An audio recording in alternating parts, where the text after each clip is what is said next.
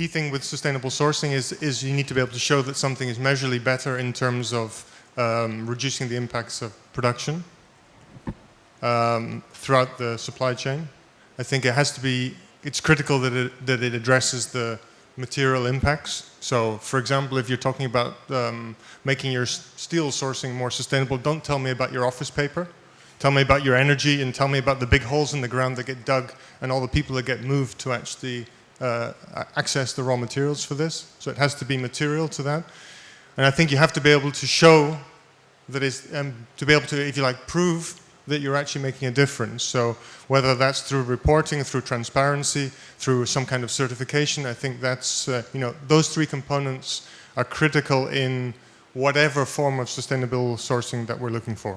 Now, obviously, we'll be talking about some of those certification schemes as we go on. And we will be hearing from these two companies about just what they're doing. But in general terms, how widespread is it? I mean, I said that it's not that well known as a concept.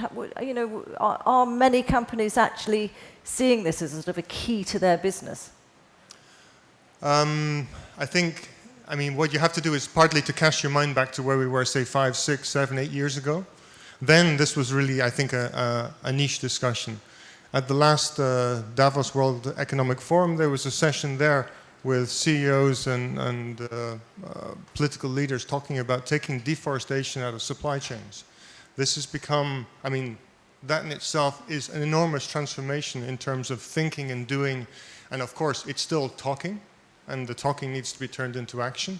But I think it's become, almost without us realizing it, something which has become part of the mainstream, at least, discourse in terms of business and politics. But you would agree that the urgency, I mean, we were saying before that people are talking about it being the next big, as big as the climate change challenge. You see now already the impacts actually starting to happen. You have already, in terms of the actual demand that we're making in terms of resources, there's already a problem. And then when you add the other difficulties which we're facing with regard to changing climates, in the last couple of weeks there's been a lot of news around what's going on in the coffee world. Coffee is going to become much harder to produce in the coming years. It's already very hard this year because of a very serious drought in Brazil. It's going to lead to spike in prices, which is going to affect not just business, but also but it really also affects the producers, the actual coffee farmers themselves, and all the local businesses there in Brazil, because there will simply be a lot less and a lot lower quality crop this year. So yes, there is a here and now that has to be addressed, and it's not going to get any easier. No. So Willem-Jan, from your point of view at Unilever, first of all, your definition of sustainable sourcing, because you're already very busy with it. So how do you define it? Right. Well, sustainable sourcing is about protecting scarce resources and ecosystems. I think that is the main, let's say, headline. But at the same time, as Richard said, you want to limit negative impacts, and you want to enhance positive impacts, including the social impacts. So that comes with sustainable sourcing. And if you take an example, in the fisheries where we had a business, we simply said no fish business. As clear as that. How did it all start within Unilever, though? I mean, who was driving it within your company? Well, it was something which did grow, let's say, over time. I mentioned fish, but also in agriculture we said, well, if you want to have a sustainable supply of the right quality, then you need to invest in sustainable agriculture and in sustainable sourcing. So that's what we did with individual commodities. So sustainable agriculture was the program, and then it developed into sustainable sourcing for the whole value chains. And then we did build it into a sustainable living plan for the whole corporation, that we, on top of sustainable sourcing, just keep the microphone. We also have the other areas like climate and emission reduction, like waste and water, enhancing livelihoods. So now we have a corporate program for the period 2011-2020 with clear targets. So we measure annual progress, we report about annual progress. So what are your targets then? Our target is 100% sustainable sourcing by 2020. So you've actually set yourself that. I mean, that's a target. very ambitious goal. Yes, and last year we were close to 50%. So we're But halfway. Can you actually find enough sustainable stuff? I mean, you know, because it's got to be certified for us to know that it is sustainable. And are there enough schemes out there to find the commodities that you need? Yeah. Well, as I said, we're halfway, let's say, into meeting the targets. But we realize that we need strong partners, suppliers who are also committed to sustainable sourcing and sustainable production methods. So we are working with our partners, our suppliers.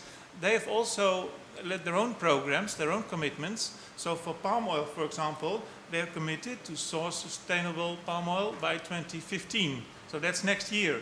So next year will be a critical year there for palm oil. And for other commodities, we are working in the same direction.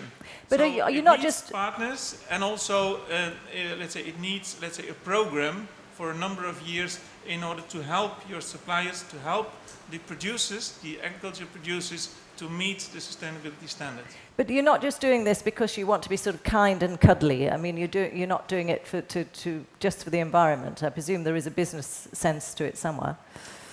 Yes, there is, absolutely. It's a clear business case in our view.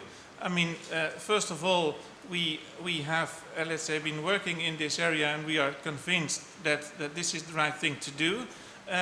But secondly, we also realize that it's security of supply for ourselves. So security of supply of the right quality is important. So that's the positive business element there. And when you go into your supply chain, you can also make cost savings. So reducing inputs, for example. So you may have certain transition costs in order to get there, new drip irrigation, for example, but you also have security of supply and certain cost savings, reducing, for example, herbicides, pesticides, fertilizers, and that makes the business case for us. And then the last step, of course, is if we can communicate it. But do your customers care? Customers and consumers. Do they care? We see that, let's say, also brands do want to use Rainforest Alliance label, for example, on tea. Our Lipton tea with the label has a good position in the market. Our Ben & Jerry's ice cream with a social mission and a clear sustainability program has a very positive profile in the market. So you see, it can be brand enhancing, and then of course the circle is there, let's say, because from producer to the consumer, in the end, that's the best option. Okay. So Mario, from Tetra Pak's point of view, again, just your definition of sustainable sourcing. Oh, I think you mentioned before about business has always been looking at the economics of in the case of renewables, for instance, to make sure that the materials are available, have been available, and will be available. That makes economic sense. So I think for us, the journey has been to move away from only being sure that whatever we use is being replenished, talking about renewable materials, so that there's going to be more and more and sustain the business. It has been about bringing the social justice into place, and also about looking at environmental impacts and try to make environmentally sound decisions. How many beverage cartons are you actually, well, not just drink cartons, how many cartons are you making at Tetra Pak every year? We produce cartons all over the world nowadays, and the number of cartons is something very, very large. It's about 170 billion cartons we make every year. That is gigantic. Yeah, and about half of the paper we use nowadays is certified to the Forest Stewardship Council, which is considered to be the most credible forest certification standard. The Forest Stewardship Council. Yeah, FSC, and because it includes elements of social justice and it has a very balanced governance. The voting power in FSC is 1/3 economical, 1/3 social, 1/3 environmental. That's what makes it different in a way. And we're committed to continue growing that, and we do that together with our suppliers, of course. But that for us is what has to be done, is understanding where your sourcing is coming from, understanding the impacts of producing those materials you need, and mitigating any potential environmental or social impact that sourcing is taking place. That's what we believe is sustainability. But obviously you're not just using wood in your cartons, because you've got the plastic top and you've got a sort of plastic... yeah, we have other materials there. Yeah. There's polymers, plastics, and there's also aluminum for all the packages that are shelf stable, that don't need refrigeration. And we work there as well with polymers coming from oil and gas. We know it's a finite resource that one day will disappear. We have to find other ways. We have started using polymers made from sugarcane, which are exactly the same polymer, same material as those made from oil or gas, which is a very new innovation in the marketplace. We have started using these materials 3-4 years ago. Is that just a very small part of your market? For now, it is small, but it's growing very fast. Okay. And of course, what we are trying to learn as we go is, okay, renewing, replanting is there, but what else? How do we also tag all the environmental and social issues and make sure that what we are doing locally is responsibly done? And then we also use aluminum, which is coming from bauxite, which is mining. So we are also interested to understand there what can be done.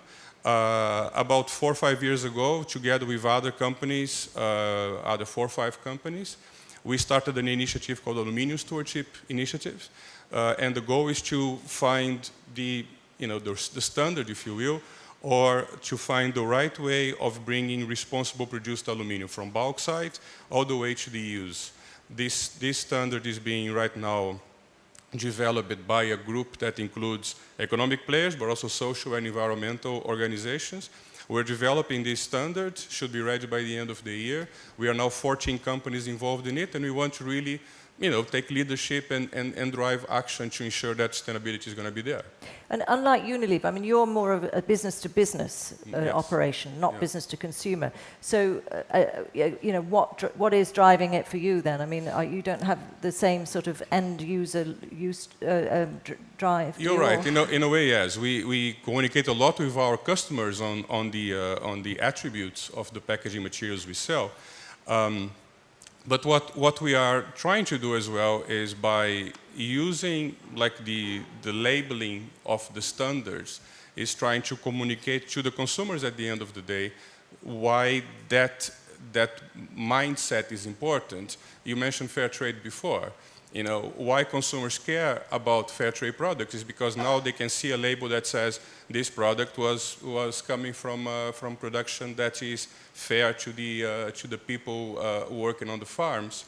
And if you do that and you don't talk about it, then as a consumer, how can you realize what you can do to make a difference? So, although I suppose most consumers also assume that it's going to be more expensive if it's got this sort of certification stamp on it. Yeah, and actually sometimes certification has a cost, and it's fair to consider that if you have to set aside land for conservation of biodiversity, that has an economical cost. But isn't it the right thing to do, and isn't it the thing that will make your business prosper in the future? Well, I'm sure we'll talk about that when we get onto the schemes. But so, John, thank you. From the Commission's point of view, what do you think sustainable sourcing is? And is it actually a phrase that features? I mean, I've not seen it in many Commission documents. Yeah. Yes, indeed. I'm not sure that the Commission has a sort of specific position on sustainable sourcing, but let's talk about the words. Sustainable, I think it's a word that's overused, actually. Nowadays, a lot of things are said to be sustainable. You have sustainable growth, and you start to wonder, well, will it always grow, and so on. Which the Commission, I think, has actually used that phrase. So, but if the classic, I think we take the sort of classic position, which is in the international arena, as defined in Rio in 1992, and that basically there was a global consensus that you have 3 pillars of sustainable development. One is the economic, one is the social, and the other is the environmental. And to achieve, sustainable development is basically about trade-offs between these 3 points of a triangle.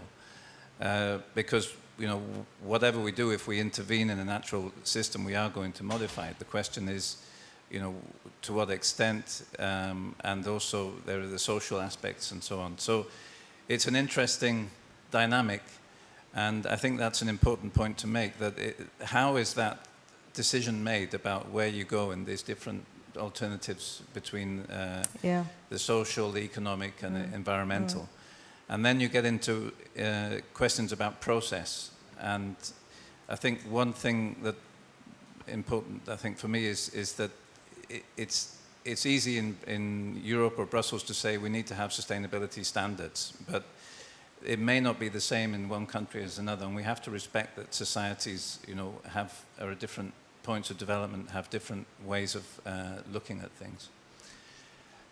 So, yeah, I think the 3 pillars of sustainability.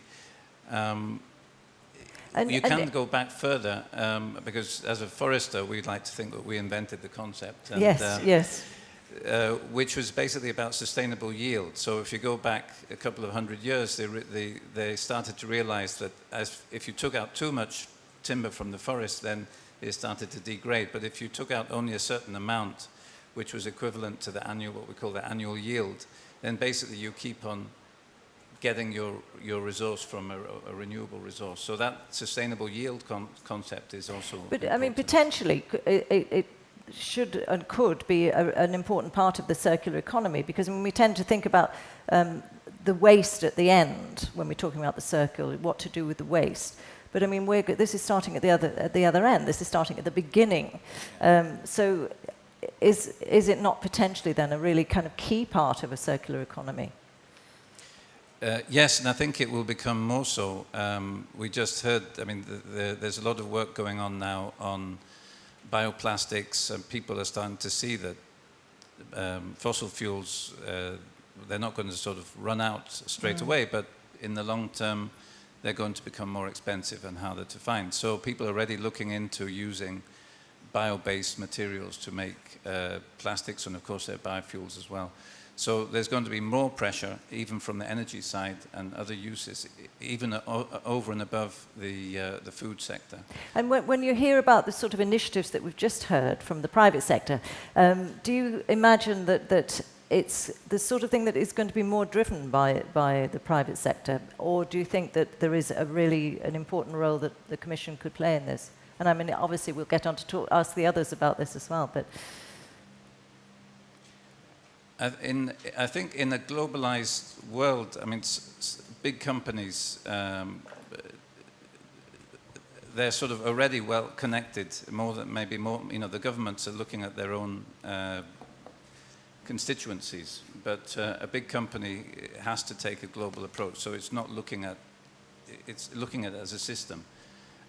So in that sense, they can bring some insights, but yeah, I think there is some room in terms of creating demand for sustainable products, but in the same way, we also need to find ways to work with governments, because we can't do everything just by setting standards or creating demand in Europe and then just hoping that the rest of the world will follow.